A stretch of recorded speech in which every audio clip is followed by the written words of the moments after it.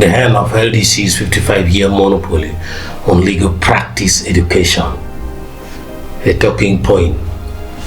The Law Development Center, that is LDC, has long held a 55-year monopoly in Uganda, being the sole institution responsible for teaching the postgraduate diploma in legal practice course, the bar course. However, recent developments suggest that this monopoly may soon come to an end. This shift comes after a cabinet decision to approve the repeal of the Law Development Center Act, Cap 251, which granted the institution exclusive right to offer an examined bar course. Key talking points surrounding this development, highlighting the powers of ministers, the implications of this decision, and the potential mistakes in policy making. Let me begin with the power of the ministers. Pushing for change. The decision to repeal the LDC Act has been championed by ministers in the cabinet, reflecting their significant influence in shaping the future of legal education in Uganda. Ministers have significant power to introduce reforms that impact the educational landscape, especially when institutions like LDC have long been viewed as exclusive or underperforming. There is ministerial influence. By advocating for this policy change, ministers are signaling a shift towards increased competition and innovation within the legal education sector. There is also political and legal accountability. Ministers are tasked with ensuring that institutions like LDC are responsive to the evolving needs of students and the wider legal profession. Their decision to overhaul LDC's monopoly can be seen as part of the government's broader efforts to increase access to legal education and modernize training standards. The second thing you need to know is LDC's 55-year monopoly, which is a historical context and power dynamics.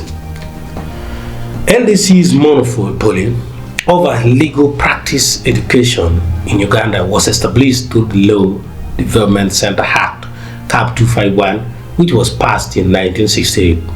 For decades, this gave LDC the sole right to offer the postgraduate diploma in legal practice course. Training would be lawyers to practice law in Uganda.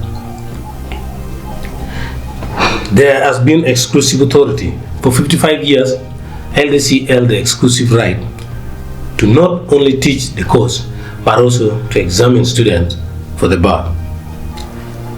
There was limited access also. This monopoly created a bottleneck for aspiring lawyers, limiting their ability to choose alternative institutions for training. Students were required to attend LDC for their practical legal education, creating a single point of access to the legal profession. The third thing is, why the change now? It's a question. Changes and mistakes. The decision to repeal the Law Development Center Act is being driven by a variety of factors, many of which highlight the challenges and mistakes that LDC and the Uganda legal education systems have encountered. There was over-reliance on one institution. By granting exclusive rights to LDC, the system encouraged monopolistic behavior, leaving the country with one institution to train legal professionals. This limits diversity in teaching methods, quality, and innovation control. There has been also quality concerns. LDC has faced growing criticism over quality and efficiency. Critics argue that the institution's failure to meet global legal training standards and lack of innovation have left the legal profession at a disadvantage. There has been also issues of limited access to legal education. Aspiring lawyers often face barriers to entry due to high cost or geographical limitations. The monopoly has also prevented regional universities or private institutions from offering professional legal education. There has also been political pressure. There is a speculation that political interference or pressure from various stakeholders, including universities and professional bodies, has played a part in pushing for change. However, these influences may be a double-edged sword if reforms aren't implemented strategically. The fourth thing that I must talk about is the risk of fragmentation, mistakes in the process. While the decision to end LDC's monopoly may be seen as an attempt to open up legal education to more institutions, there are political risks associated with the shift. Let me begin by fragmentation of standards. One of the concerns is that with multiple institutions potentially offering the bar course, the standardization of legal education may be compromised. The government must ensure that minimum standards are maintained across all institutions to preserve the integrity of Uganda's legal system. Political and institutional readiness. There is uncertainty over whether existing institutions have the capacity and resources to handle the demand of legal training. Without adequate regulation, there could be an influx of poorly equipped institutions offering subpar legal education. You can't deny disruption to current students. For students already enrolled at LDC, the sudden shift could lead to disruptions in their education. There is a need for a clear transition plan to ensure they are not adversely affected by the policy change. Let me talk about the future of legal education in Uganda. The Cabinet's decision to repeal the LDC Act represents an opportunity for significant reform in Uganda's legal education system. This could offer greater competition and innovation by opening up the bar course to other institutions.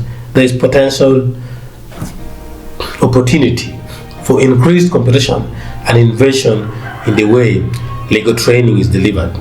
Universities and other training bodies may introduce new programs, methodologies, and global perspectives. This can also offer improved access for many aspiring lawyers. The end of LDC's monopoly could mean greater accessibility to legal education. Students from different regions and backgrounds may find it easier to enroll in alternative institutions.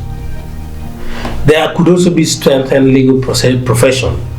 A broader pool of legal professions trained in various institutions could lead to enhanced diversity and new approaches in the Ugandan legal landscape. Conclusively, navigating change with caution. The end of LDC's 55-year monopoly marks a pivotal moment in Uganda's legal education sector. While the move is driven by the desire to increase competition and improve access, the process must be handled carefully to avoid fragmentation and maintain quality standards. It is imperative for ministers and educational policymakers to implement clear regulatory frameworks and ensure that reforms lead to better trained legal professionals who will serve the interests of the country's justice system. As the country moves forward, the ultimate goal should be to empower both students and legal professionals while ensuring that the highest standards of legal practice are upheld.